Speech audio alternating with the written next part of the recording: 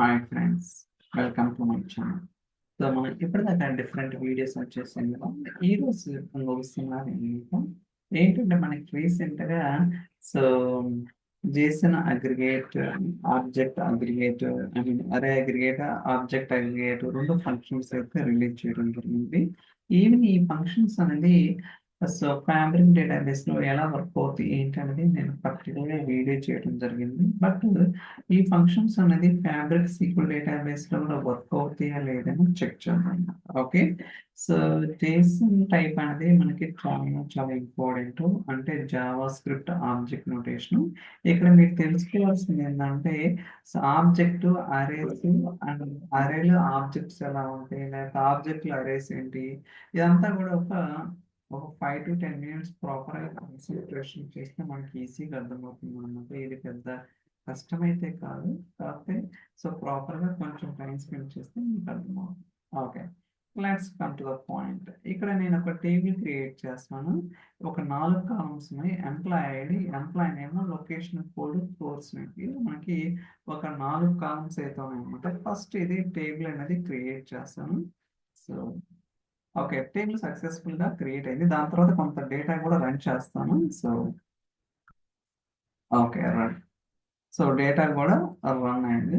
ఇప్పుడు నేను మీరు అబ్జర్వ్ చేయొచ్చు. సో మనకి డేటా ఏముంది, employee ID, employee name, location code, course. Okay, so ఇలా మనకి డేటా అయితే ఉందన్నమాట. మీరు అబ్జర్వ్ చేస్తే ఒక లొకేషన్ కి మనకి డిఫరెంట్ కోర్స్ ఉంది. ఇప్పుడు చెన్నైలో MS fabric docs SQL server, అదే హైదరాబాద్ లో పవర్ యాప్స్ డాక్స్, అదే బెంగళూరులో SQL server, power automatic, SSIS, ADF. అంటే సో డిఫరెంట్ లొకేషన్స్ లో డిఫరెంట్ కైండ్ ఆఫ్ కోర్సెస్ ఉన్నాయన్నమాట.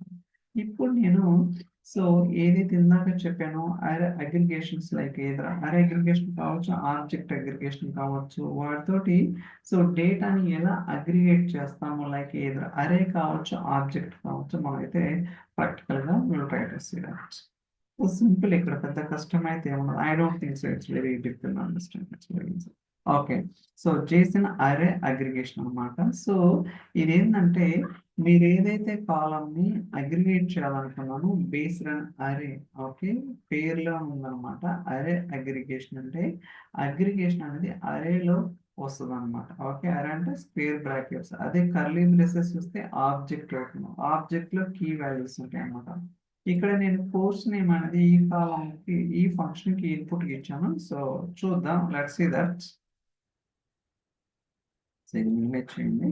ఓకే, ఇక్కడ మీరు చూస్తే లొకేషన్ చెన్నైలో ఏమేమి కోర్స్ ఉన్నాయిందాక MS fabric, docs, SQL server. అలానే హైదరాబాద్లో 2 ఉన్నాయి, బట్ బెంగళూరులో 4 ఉన్నాయి.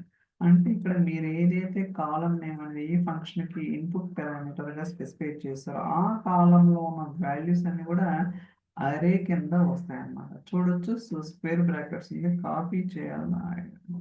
So copy results. Okay, so ఒక్క నిమిషం కాపీ చేద్దాం. చూడొచ్చు మీరు, ఇదంతా కూడా మనకు ఒక్కటి చాలండి. So it's not. సో ఇదంతా కూడా స్క్వేర్ బ్రాకెట్స్. అంటే ఆ లొకేషన్ ఏదైతే కోర్స్ నేను తీసుకొస్తున్నాను అనమాట. అరేలో మనకి ఉంటాయి ఇదొక ఎలిమెంట్, ఇదొక ఎలిమెంట్, ఇదొక ఎలిమెంట్, ఇలా మీరు డేటాని అగ్రిగేట్ చేయొచ్చు. అదే ఆబ్జెక్ట్ అగ్రిగేషన్ అనుకోండి, బేసిక్గా ఇది కర్లీ బ్రేసెస్ ఉంటుంది అనమాట. ఆబ్జెక్ట్ ఉంటుంది, కీ ఉంటుంది, వాల్యూ ఉంటుంది.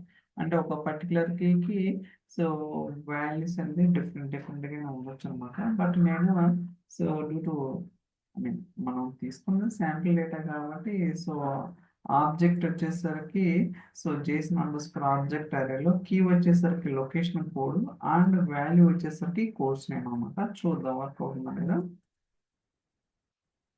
ఓకే, ఇలా వచ్చిందా. సో ఇది కాపీ చేస్తున్నాను, ఒకటి తీసుకుందాం.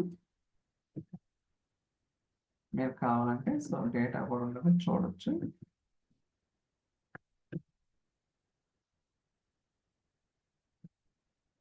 ఓకే, సో మీరు ఇక్కడ ఇందాక చెప్పే కదా. సో ఆబ్జెక్ట్ అంటే కర్లీ బ్రేసెస్ ఉన్నాయి కదా, లొకేషన్ కోడ్ వచ్చేసరికి ఇక్కడ కీ అన్నమాట. అంటే సో జనరల్ గా మనకి ప్రాపర్ డేటా ఉంటే మీకు ఇంకా క్లారిటీ ఉంటుంది. ఇది జస్ట్ డమ్మీ డేటా కాబట్టి మీకు ఏంటి ప్రతిదానికి సేమ్ అని అనిపించవచ్చు. But just try to understand అనమాట. Okay, so location code Chennai అన్నమాట. చెన్నైలో వాల్యూస్ ఇది ఒక వాల్యూ అండ్ ఇక్కడ కీ వాల్యూ అలానే హైదరాబాద్ పవర్ హైదరాబాద్ డాక్స్ అలానే Bengaluru so SQL server Bengaluru power automatic Bengaluru exercise ఇలా మీరు సో రకరకాలుగా స్పెసిఫై చేయొచ్చు అనమాట సో దట్ మీకు ఒక క్లారిటీ అనేది రావడానికి అవకాశం అయితే ఉంది ఓకే సో ఇంకా డిఫరెంట్ ఎగ్జాంపుల్స్ అనేది మనకి డాక్యుమెంటేషన్ ఉంది మీరు అక్కడైనా రిపీట్ చేసుకోవచ్చు ఏంటి ఎలా వర్క్ అవుతుంది అనేది ఎందుకంటే కొన్ని కేసెస్లో మనకి డేటా అనేది జేసన్ ఫార్మాట్ ఉంటుంది అనమాట అలాంటప్పుడు మనం ప్రాపర్గా దాన్ని